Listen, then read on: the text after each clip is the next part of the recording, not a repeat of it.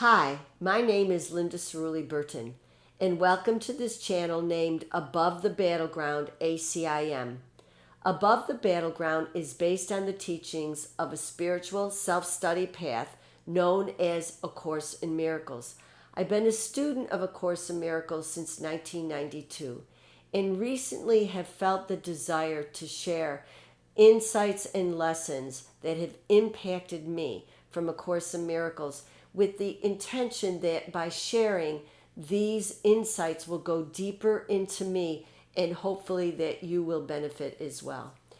Today, I'd like to talk about choosing the teacher of light. Now, the thing that seems to work best of all when handling a topic like this is to go and describe the teacher of the dark. Now, the teacher of the dark in A Course in Miracles is referred to as the wrong mind, as the ego mind. And what's intriguing, and many of us don't realize for a long time, is that the ego mind is the creator of the brain and the body. It's like the thought of separation from God gets projected out into a world of form. And this world of form is populated by bodies and by sin, guilt, and fear. So I looked up a few words that I thought were nicely descriptive of life in the wrong mind. Winners, losers, victims, victimizers, weak, strong, pain, sorrow, despair, isolation, death, loneliness, crucifixion. And I think that what often happens is that sense of, oh my gosh, I am stuck here. There seems to be no way out. But there is, and the dawning of the thought that says, there has to be another way. This is actually the thought, there has to be another way, which was the motivating, inspiring statement by Bill Thetford to Helen Schuckman, who became the scribe of A Course in Miracles, that changed everything because A Course in Miracles came into being in the world of form because some human being said there has to be another way. Now, that statement, that thought, it's like an opening. It's like Jesus waits on welcome. When you say that, you feel that, you think that, try to picture, if you will, Jesus with an outstretched arm offering you his hand. Take his hand. He wants you to choose another teacher. And that teacher is the right mind, the mind of God. And you get to the decision maker, Jesus and the Holy Spirit are with you, and then you can choose again and go into the mind of God. Now, the issue is that this is not easy. I am Linda. You are Bill. You are Julie. You are Steve. We have these individual identities, egos, if you will. And it contains a psychological body, a physical body, and never underestimate the fear that you have about losing your identity by having the separation between you and other people become more and more diminished. It can be very, very frightening. We are deeply rooted in our own forms. Now, the form, the body, the Course in Miracles, or A Course in Miracles, meets us where we are, and we believe that we are in bodies. And so the word body is certainly peppered all the way through A Course in Miracles. So what I thought I would do is share with you, hold on, we got to find page 39. And the definition of body that was given in the glossary index for A Course in Miracles, which was published by the Foundation for A Course in Miracles, FACIM. And this is what's really, I think this is so interesting. The body is inherently neutral. It's neither good nor evil. Its purpose is given it by the mind. Now here's the thing. We have a right mind, we have a wrong mind. What purpose does the body serve when we choose the wrong mind? It is a symbol of guilt and attack. Guilt and attack. And boy, if you don't see this going on everywhere. So that's in the wrong mind. The right mind, in the right mind, the body becomes the means of teaching and learning forgiveness, whereby the ego's guilt is undone, the instrument of salvation through which the Holy Spirit speaks. This is what's so exciting. A Course in Miracles gives our body, gives our form a different purpose, and everything can change. So when we make the decision with the decision maker to choose again with Jesus and the Holy Spirit, our perceptions change. The way we look at the world, at people, at ourselves, it can change. Now, what radiates out of a mind that chooses the mind of God, chooses spirit? Well, I want to remind all of us that A Course in Miracles is addressing our mind. Our mind where there's thoughts that can be changed. It's not addressing behaviors, words that come out of my mouth.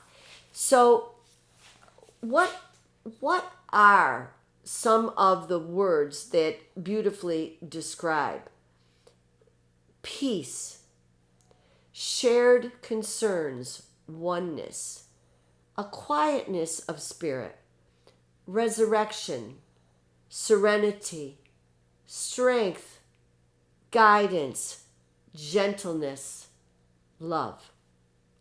Now, this is all in the mind, and it doesn't necessarily play out in the world of form where you can see it or hear it or touch it.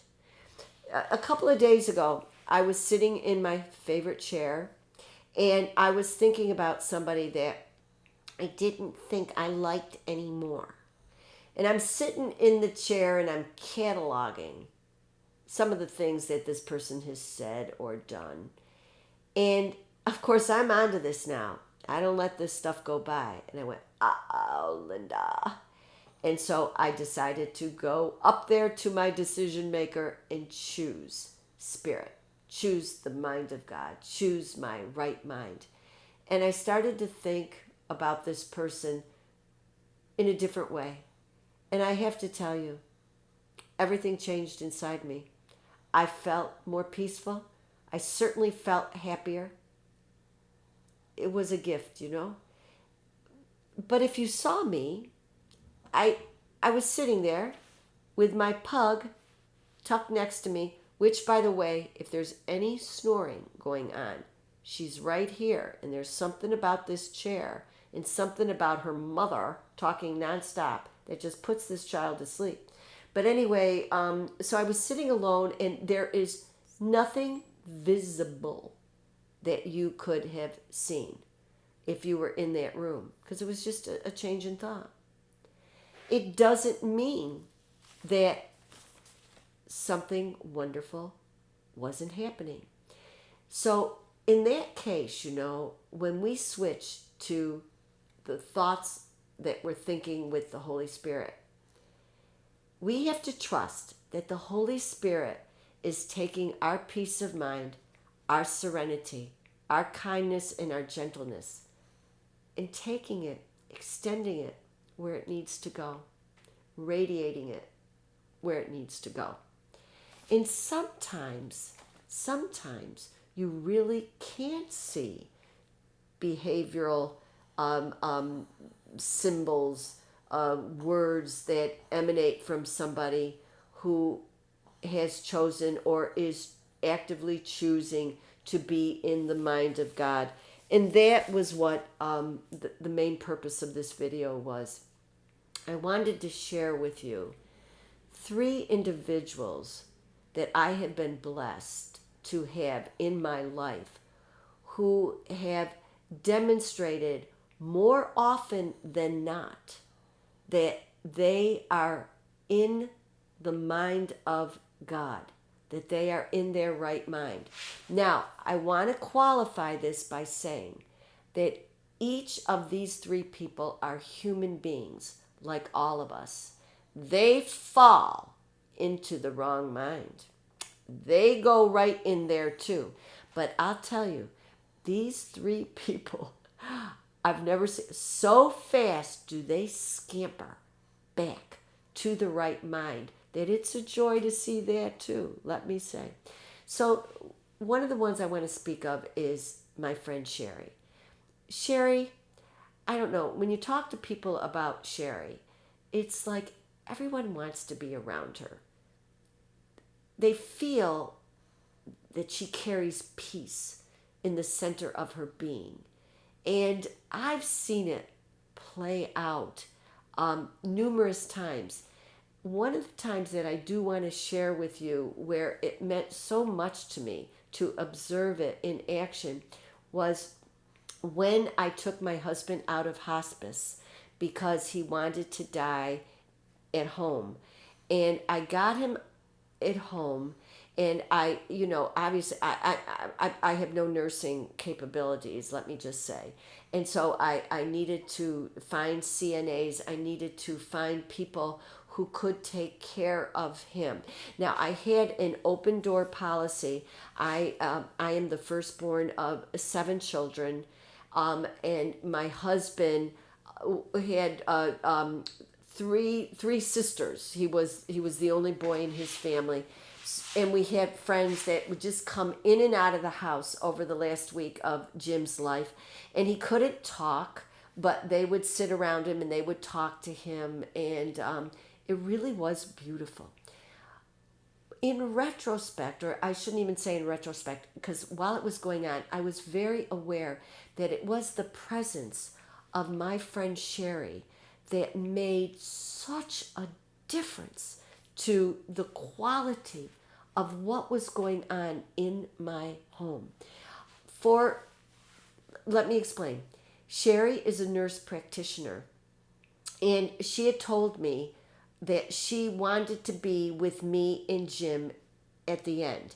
And she has gone on. Sherry is one of those people who has developed a practice of being with people at the ends of their lives, to be there for them as well as the caregivers.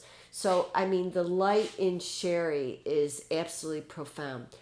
Well, when she came in there, obviously as a nurse practitioner, she's coming among CNAs, for the most part, who are young girls who, didn't have the experience or the degrees that Sherry had. Sherry came into that situation, did not throw any weight around. Instead, she made those girls know that this was a collaboration and we were going to take care of Jim together.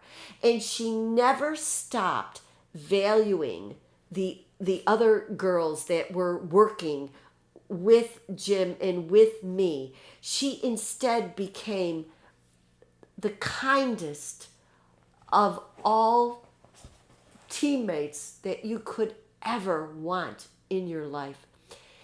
I will say that Sherry has also been with my family upon the death of my dad. She was right there. We have been so blessed by this beautiful, wonderful woman. And Sherry, from my heart to your heart, and from all these hearts to your heart, we think so much of you. I have a friend named Joy, and Joy is very aptly named. And in fact, someone said about Joy, she has the kindest voice of anyone you would ever listen to. She could tell you terrible things that you should do to yourself, but in such a sweet way that you would say, okay, Joy.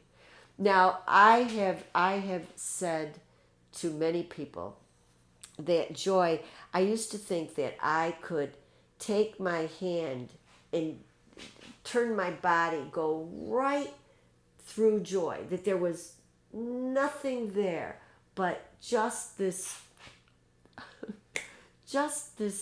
beautiful, wonderful purity. Now, Joy has gone through a lot. And to give you an idea of the nature of our friendship, which is very unique, she asked me to do the service for her 21-year-old daughter who died in a car crash. And I went into her garden with hundreds of her classmates and did the service. When her father died, she asked me to return to the garden and do her father's service. When my husband Jim died, she was the only person that I knew could do my husband's service. And she was stunning when she did that service. Now, Joy, I think I've seen Joy get angry over the decades a total of 6 times. Now, I'm not saying that she doesn't have her battles. You know, we all have our battles. But I will tell you that she is just one of the extraordinary people that you just want to be around. My friend Eleanor is 93. And I've never been a visitor ever in my life. But if more than 2 weeks goes by and I don't visit with Eleanor, I feel terrible. It just doesn't feel good. There's something, I feel like bursting into song, but there is something about Eleanor. She has a serenity of spirit that comes from choosing the right mind, the mind of God, as well as seasoned with a lot of loss, but a lot of love. Now, I think the quote from St. John of the Cross is, if you want love, put love there and then draw it out. I may be messing that up a little bit, but that is Eleanor. Eleanor, decades ago, started to make cards. For every holiday, she would make these darling cards, hand make them. And then to all the young people in her huge family, she would make these cards and tuck a $5 bill in. Now, a lot of these people are in their 20s now, but hey, you still send them that $5 bill because they expect it from Aunt Eleanor. But anyway, she taught me how to make cards, you know, and I love what she says. She's like, you know, you don't know where it's going to end up.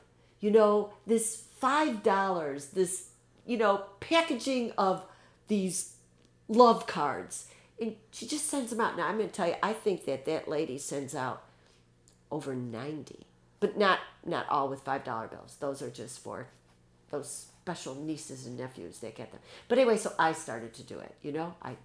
I started to do it. And the happiness in me, I was like crazy. I started last Halloween. And so every holiday now, I make 12 or 14. I added in some relatives who wanted cards from me, but they don't get $5. But anyway, my nieces and nephews, they get the $5. But it's just, you know, from Eleanor, like Eleanor, if I'm all twisted in a tizzy, my ego is just out of joint, I'll tell Eleanor. And Eleanor, I'll say, Eleanor, I want your advice. I want your perspectives on this. I do. And she'll share. And I have to tell you how many times I leave her presence and I apply what she has suggested. And wonderful things happen. What is always, Eleanor, it worked. It worked. So I don't know. She's just sweetness. They're all sweetness. They're all human.